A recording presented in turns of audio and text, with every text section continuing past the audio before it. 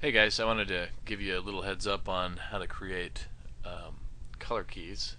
So in this video we're going to talk about extractions and how to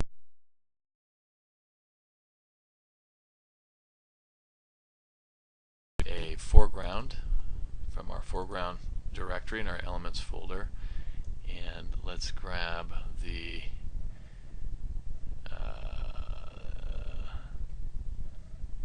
got a lot of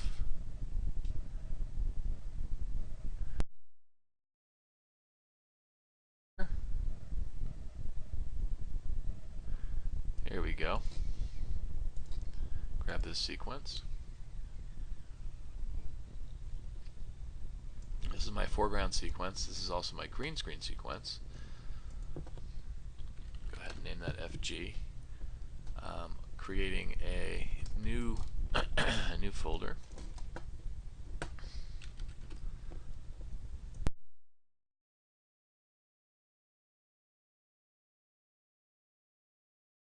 Organized.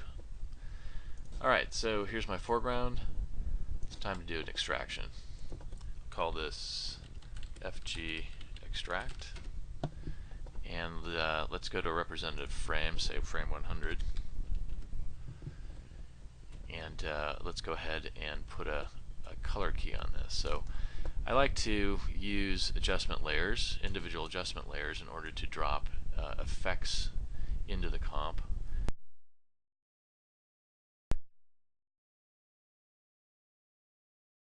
Now, this is, let's call this key. Go ahead and zoom in here. You'll notice that the edges are still interlaced, so in order to fix that before I get started with my color correction and my extraction, I'll go ahead and interpret footage main, and let's go ahead and use upper field first pull down and preserve edges. This is a good quality, and you notice I don't have the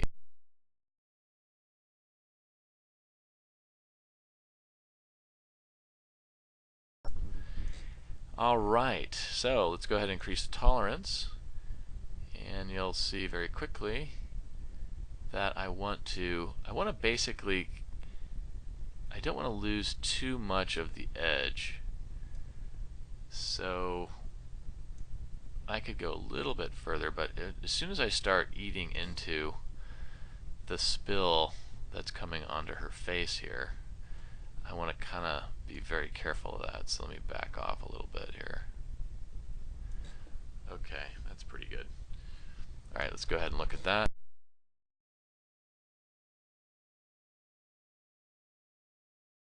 This extraction, we'll do that in the next video. So, let's go ahead and zoom in again using the period, and I'm not going to mess with edge thin or edge feather in this particular tool. I'm going to do that myself using a new adjustment layer. I'm going to put a box blur. A box blur is nice because it retains the shape of the edges, especially things like, you know, at the edge of the gun here, inside her legs.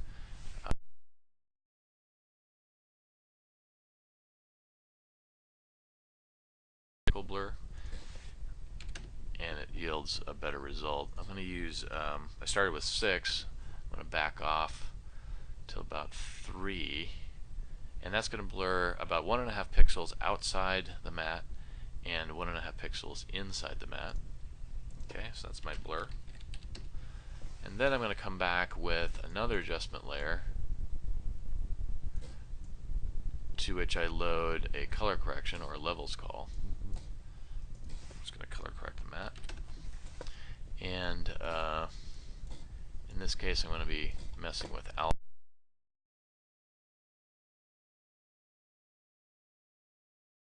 Show me alpha, and I'm going to just shrink it down by about half.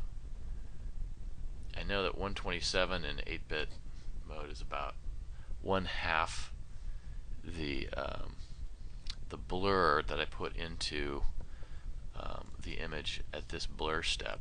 So if I use a 3-pixel blur, basically what I'm doing here with this color correction is I'm removing half of the blur that I put outside the original extraction by pulling this input black up to about half. I might back off just.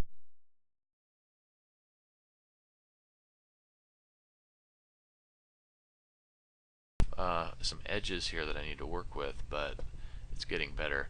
Before I finish, I'm going to add one more adjustment layer, which is going to map the alpha channel to RGB, so that when I look at this, I'll use shift channels, shift channel. When I look at this, I'll recognize it instantly as a matte.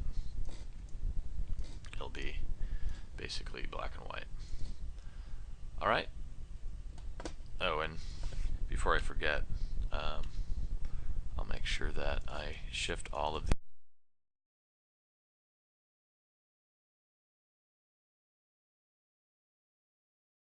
this is them at 100, which is the frame number that I'm on. Okay.